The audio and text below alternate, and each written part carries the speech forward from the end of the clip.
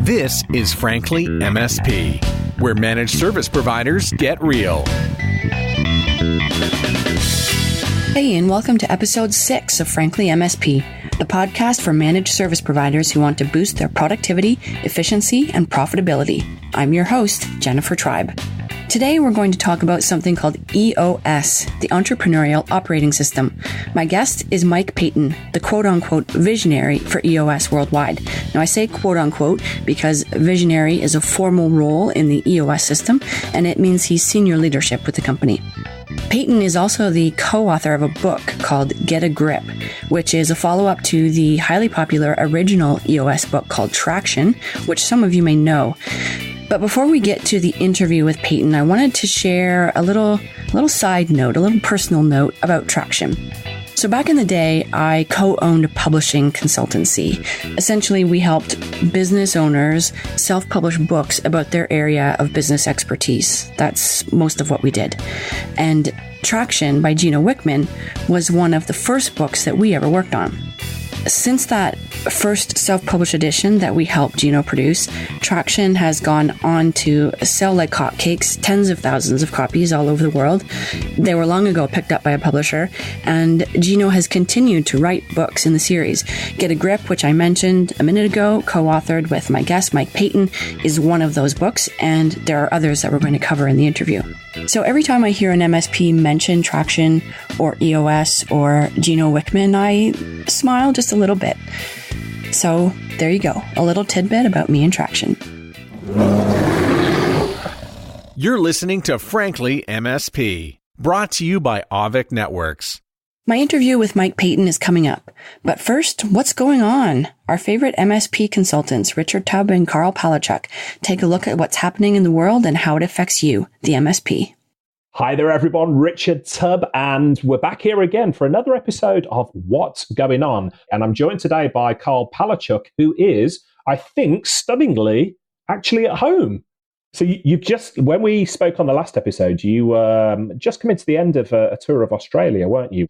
Yes, I had a great trip to Australia. And then I literally, I came home, I was home for 24 hours and went to New Jersey for the Channel Pro event. Then spent the weekend in New York and then came home. I've been here at home in Newcastle upon Tyne. I've done a lot of traveling recently, but I've been at home for the past couple of weeks. And one of the stories I wanted to talk about what's going on this week is to do with virtual reality, because CNN Travel featured a really interesting story about how VR, virtual reality theme parks, are changing entertainment in Japan. This really struck me. There's a park called the Adores, or the Adores, whichever way you want to pronounce it, VR park in Tokyo, Japan. And it's now getting 9,000 visitors a month through the door. Wow. And these visitors are using the HTC Vive, which is the combination of HTC and the software manufacturer Valve, the Oculus Rift. And basically, you can go along to this VR park and get the full-blown virtual reality and augmented reality experience. The reason it struck a chord with me was just last week, I was attending the launch of the Northeast Immersive Labs. And this is something put together by Sunderland Software City in the northeast of the UK. And it's basically a hub near to Newcastle where they're demonstrating all the latest VR and augmented reality tech. So I went along there and looked a bit of a fool, flailing my arms around. But there was, as you do, but there was some interesting... Probably no worse than anybody else, just so you know. No worse than anybody else. Yeah, there was quite a few pictures flew up on Instagram there of me looking interesting, waving my arms around with a green screen in the back of me. But I had great fun. And there was actually some, rather than it just being a gimmick, there was some interesting business cases there. So I won't use any of the names of the businesses specifically, but there was one business there who had put together a virtual art gallery. And this virtual art gallery was for high-end buyers, shall we say, people with lots and lots of money, cash-rich, time-poor, you might say. So while they're spending all their time on their yachts and sunning around the world, they haven't got that essential time that you need to go out there and buy artwork. we both know what that's like, don't we? You just millions of dollars of artwork. Yes. Just can't make the time to buy the artwork that you want. But this, all joking aside, this virtual reality company were basically shipping out headsets to these high rollers and allowing them to take a virtual tour of the latest artwork that was on display in their gallery. And people were making purchases in the thousands, tens of thousands, and hundreds of thousands of pounds worth of art. So I gave this a go. I took a stroll around the virtual art gallery, and you know what? It was impressive. It really, really did work. So when this story on CNN Travel came up about the VR theme parks in Japan, I just thought VR seems like a gimmick, doesn't it? Until you actually get a chance to try it with some of the good equipment out there. And then it really changes your perspective. Well, you can imagine that when somebody gets the right thing, it's just like any other technology. When you get the right thing, it's why, for example, 3D printing hasn't taken off because you only need so many 1-inch tall objects, right? But with VR, there's things like, have you seen the VR drones that people have? No, I haven't. Tell me more. Yeah, so just Google VR drone. And what they are is you put on the headset and you look through the camera of the flying, the little quadricopter, and they have races. I saw drone races when I was in Michigan in June, and these guys have their little controller and they're racing these little 15-inch drones back and forth. And, a race is like 30 seconds because they always crash because you're going so fast. But basically, it's as if you are sitting in this little drone flying along. And, they duck when they are going to hit a branch and stuff like that. Because, it is your brain doesn't know that all this stimulation is artificial, right? Yeah, I actually experienced, I don't know if you've tried VR headsets yourself, Carl, but I had the experience of when I took off the VR headset, I felt a little bit dizzy and, dare I say, nauseous for a little while afterwards. So I wonder how long it is before they do away with, these big clunky headsets and are actually using some other sort of technology to get the virtual reality there. Well, and, you've been to the movies where the seats rock and they have the occasional, like the 3D movies where they spritz a little water or something and they add elements to the experience. I could totally see an experience with the VR where you're standing on a table or a little board that moves, or, things blow air in your face and that kind of stuff. So it wouldn't be very difficult to do something like that. And, the other thing that's interesting, imagine the first commercial, the virtual commercial, where it's so cool, everybody has to do it. Like literally whoever that vendor is, they're going to make a ton of money, right? Absolutely. And of course, it brings the question up. We're talking on the OVIC podcast here, a podcast facing towards MSPs. What's this got to do with the MSP industry? Well, you and I were talking just before we came on air. Virtual reality, AI, augmented reality, all of these things, they are going to, they're consumer products at the moment, but they are going to leak into the business world. And we were saying just before we came on air, it wasn't that long ago, relatively, that you and I used to talk about video calling as being a gimmick. And now everybody does it. It's used in business. Everybody uses video calling. So do you see VR becoming one of those technologies that at the moment feels like a gimmick and is just going to become commonplace in a few years' time? I think it will. I think, part of it is, how do you get the augmented reality to be something where it can help us provide remote tech support? Yeah. Right? Because we're right now, I can remote into any machine that's connected to the internet. That's cool. But there are things I can't do. And probably the next step is me being able to control some little robot in a place where there's no human at the other end, but I control the robot and the VR allows me to do that. So I could literally replace a switch in Antarctica, something like that. I could see that kind of thing happening. And we're already seeing applications in healthcare, aren't we, where surgeons are actually using, remote video and VR and things like this to actually perform surgery on real life human beings. So the future is now. And talking about the future and talking about AI and control, the story that caught your interest this week is one from the BBC here in the UK. Tell us about it. Yes, well, just so everybody knows, we have no connection to Alexa. So even though this is our second Alexa story in a few weeks, the BBC has launched an interactive story called the Inspection Chamber. And basically, if you're an Alexa user, it's a sci-fi comedy and you participate in it. There's points where I guess you play a role. And so when you speak into Alexa, it sort of changes the story around the input. So it's quite amazing if you think about something that can do the analysis of your voice, figure out what you said, figure out all of the possible things it could do with that, and then pick out the funniest one. I mean, that's kind of cool. It is. So this is the story that BBC have launched interactive voice drama for Amazon Alexa devices. So the best way I can describe this, I don't know if this was a US thing, I'm going to guess it was, but certainly for ladies and gents of a certain age, 40 plus maybe, same age as me here in the UK, we had something called Choose Your Own Adventures, these fighting fantasy books where, you read the book and then it'd say, turn to page 12 if you want to do this and turn to page 27 if you're going to do that. So this is a little bit like that, but for the 21st century. And I guess the story is that there are these other characters and you drop into their world and they're trying to figure out kind of a 20 questions thing. What kind of creature are you? So they ask you questions and you respond to them. And like I say, I haven't tried it, but it would be interesting to see how close it is to, like if you say, well, I'm going to pick my character to be this, like I'm a talking dog or something. Can it figure that out? Or does it just try to figure out if you're human? Because it would be pretty boring if you're only human and that's it. That's the only thing it's got to figure out. Well, I've got to give this a go. So if you've got an Amazon, and I've got we've talked about this before, my Alexa device is sitting in the next room. And if I say, Alexa, too loud, she starts to talk to me. So, I've got to be careful how I talk about her. But if you've got an Amazon Alexa device, you could give this a go. It's called the Inspection Chamber.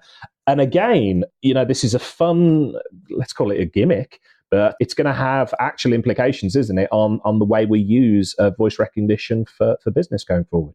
Which is getting so good. I mean, it's actually quite phenomenal. I remember just a couple of generations ago that it was practically humorous to try to talk to your phone. And now it's really good.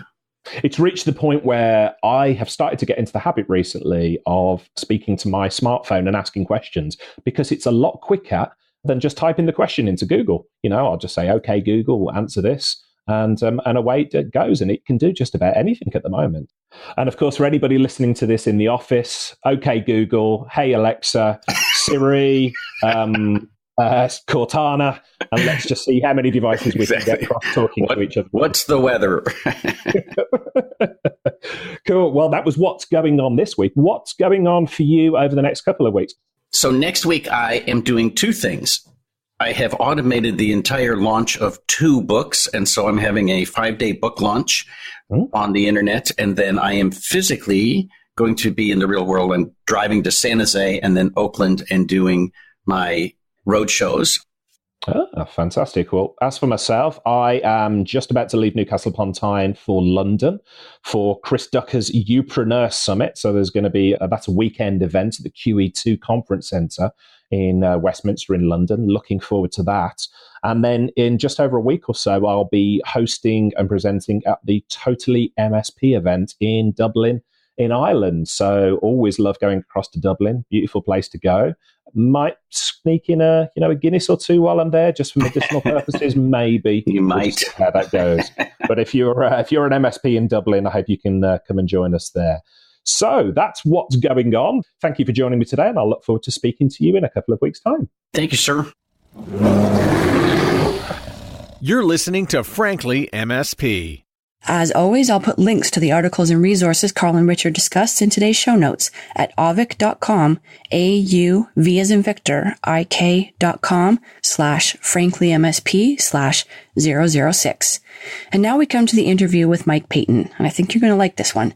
We talk about where MSPs are getting stuck in their growth, and if that's you, how you can get unstuck so you can actually love your business again. Doesn't that sound great? Let's listen. Hi, Paton. Welcome to the show. Thanks, Jennifer. Great to be here. And you do like to be called Paton, right? Instead of Mike? That is correct. Okay. Just so everyone knows, I'm not taking liberties with your name. Totally fine. Well, Paton, I'm super excited to have you here today because, so Gino Wickman, your business partner, wrote a book called Traction about the entrepreneurial operating system he had developed, or EOS. And the two of you then co-authored a follow-up book to Traction called Get a Grip. And honestly, I have heard those books and their concepts mentioned by managed service providers in the US, in the UK, in Australia. So congratulations on being a truly global phenomenon. Thank you very much. So let's start with a little context for people who may not be familiar with EOS. What is it? Yeah, so EOS is the entrepreneurial operating system. It's just a simple way of operating a small, growing business. Complete system, a set of simple, practical tools that help entrepreneurs get more of what they're looking for from their business. And what are the main principles of the EOS? Well, the most important principle I want to share with your listeners is that we, Gino and I, and the 175 implementers around the world, we believe you can't run a great business on multiple operating systems. You must choose one. And so we don't believe EOS is the right operating system for every business in the world. We just know that you and your leadership team need to agree on the way you're going to run the business, a common language and set of tools. Pick that system and stick with it. So that's probably the first most important point I want to make. And then, very simply, what we help a team of busy entrepreneurial leaders do is get better at three things: vision, traction, and healthy. Vision is just getting everybody on the same page with where you're going and exactly how you plan to get there. Traction is instilling discipline and accountability. So everywhere you look in your business, people are executing on that vision. And healthy is making the people who run the business a more healthy, cohesive, functional leadership team, because most of the time they're not. You have personally helped quite a large number of companies, implement this EOS. What kind of benefits do you see with the companies you work with? Well, the common phenomenon of somebody coming into my office or making a phone call to me is that the business owner or the leaders of the company are stuck. They've been growing, they've been profitable, and then all of a sudden they hit a ceiling. And what ends up happening is we work with the leadership team to get the team unstuck by strengthening the 6 key components of the business. And so the business results improve, the quality of the life of the people on the leadership team improve. The entrepreneur finds himself or herself surrounded by the right kind of people to achieve a clear vision and executing better daily, weekly, quarterly, annually, so they're getting more of what they want. How long of a process is that to see some of those results or maybe turn things around if things haven't been going so well? Well, I think very quickly in the process, the owners and leaders start to feel as though things are becoming clearer, accountability is clearer, the priorities are clearer. And so there are some very quick, early, important gains that increase the confidence of the people in charge of the organization. And then over the course of about 2 years, working to create a 90-day world for the organization, I facilitate full-day training sessions for my clients. And the first 60 days, I spend 3 full days with them. And then from there, it's just quarterlies and annuals, 5 total days over 4 90-day intervals for a period of about 2 years, by which they've fully implemented EOS in the business. They're generating traction at the leadership team, migrating the tools and disciplines down into their organization. We talked, at the beginning that the book and the concepts are so popular with the managed service providers that I talk to, the companies that Avik works with. Why do you think it's so popular with IT service companies? Well, an awful lot of IT service providers are right in our sweet spot. We have a very clear target market of entrepreneurial companies with between 10 and 250 employees, owners who are growth-oriented, open-minded, a little bit frustrated or stuck, and frankly feel they're more afraid of the status quo than they are of change. My network is full of a number of IT service providers. In fact, the book Get a Grip was written about a technology service provider, an agnostic one. But, these are companies that are started by talented, hardworking people with a passion and skill. And they all of a sudden wake up one day, 1 to 10 years in, with 22 employees and not having any more fun at their job, and they're feeling stuck and they're frustrated with their people.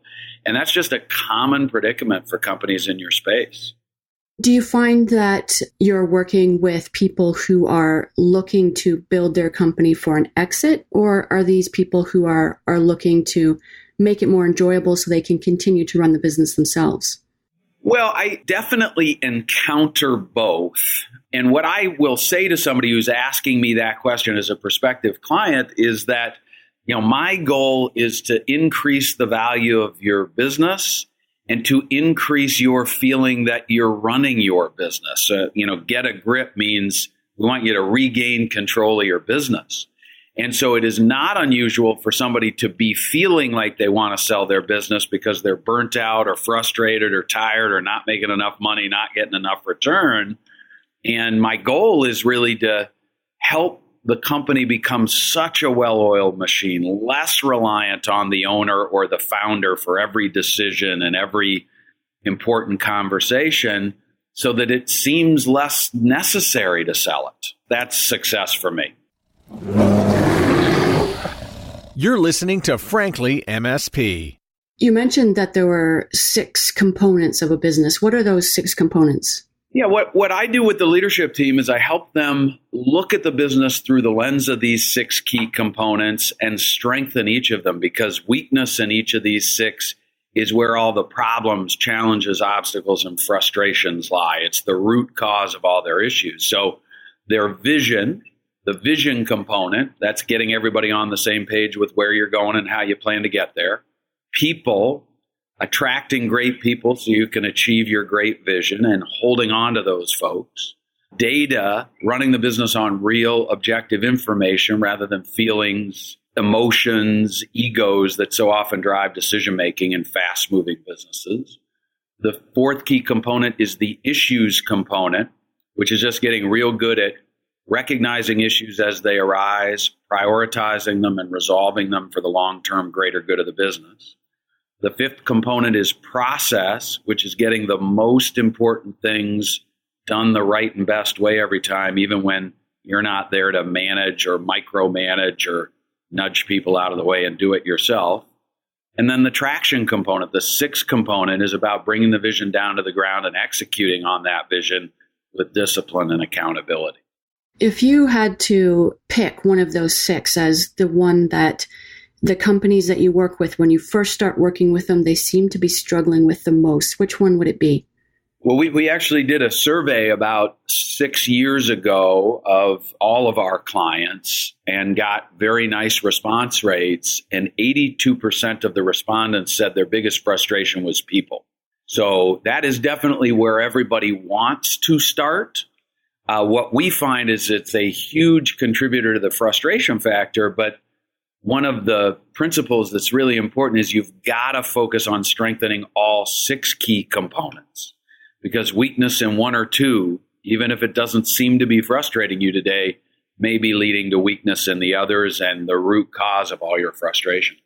You said people, they struggle with people. Does that mean attracting who they want, or does that mean they feel that the existing people aren't the right people? Well, it's a little of both. And what we do is we work tirelessly to clearly define what a great person is for your unique organization. And while there are millions of books written about systems that can help you attract and retain the right people, the truth of the matter is you've got to figure out what that means to you. We take our clients through a process and use a set of simple tools that help them structure the organization properly, clearly define the roles and responsibilities of the necessary people in their organization with the simplest and best structure, and to define culturally, using core values, what kind of person is going to fit the organization culturally. And what that work does is define what a great person is for my company And then the job for our leadership teams is to use those tools to attract more of the right kind of people and repel the other kind of people from the organization. If I was an MSP and I was interested in implementing EOS, what would you recommend as first steps? You talked a little bit about some of the sweet spot criteria, if you're a good candidate for it. Are there other things you can share there or steps they can take to sort of familiarize themselves or select themselves for the process? You bet. So the first point I always want to make is Gino created EOS, and we built this system, and we built our delivery of the tools and concepts so that business owners interested in learning more can get access to everything we've got. And so EOSworldwide.com includes a huge volume of tools that are really important. So there are 5 books in the Traction library now that are really valuable assets for people considering implementation of EOS.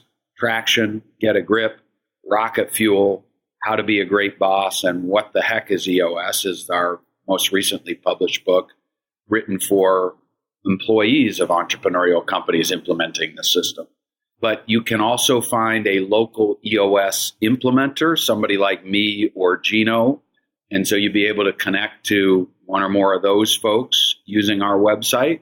And I'd urge your listeners who are interested in learning more to either start by reviewing the content on our website or connecting with one of our EOS implementers, or both.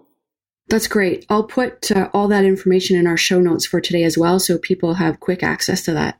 Perfect. Thank you very much for coming on today. My pleasure, Jennifer. Thank you. That was Mike Paton, the visionary at EOS Worldwide and co-author of Get a Grip.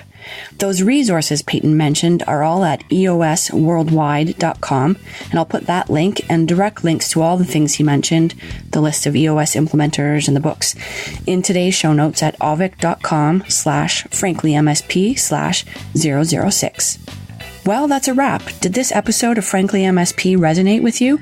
We'd love to hear your thoughts. Drop a comment on the show notes and tell us. In our next episode, we chat with Gary Pika at True Methods about a tiny number that can make a huge difference to your MSP's financial performance and ultimate success. Don't miss it. Till then, this is Jennifer Tribe. Thanks for listening.